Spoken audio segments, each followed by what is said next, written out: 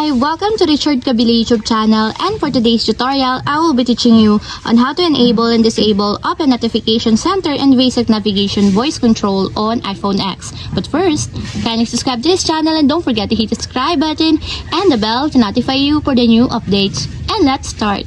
Using your iPhone X from your home screen, first go to Settings. Then in the Settings, scroll down and find the Accessibility and then tap. Then in the Accessibility, scroll down again and go to Physical and Motor section and then tap the Voice Control. Then in this part in the Voice Control, go to this section and then tap the Customize Commands. Then in the Customize Commands, tap the Basic Navigation. Then in the Basic Navigation, find and tap the Open Notification Center. Then in the Open Notification Center, as you will see that it is already enabled. But you have to turn on and enable the confirmation required to fully activate the Notification Center in the Basic Navigation, just like this, until it becomes green.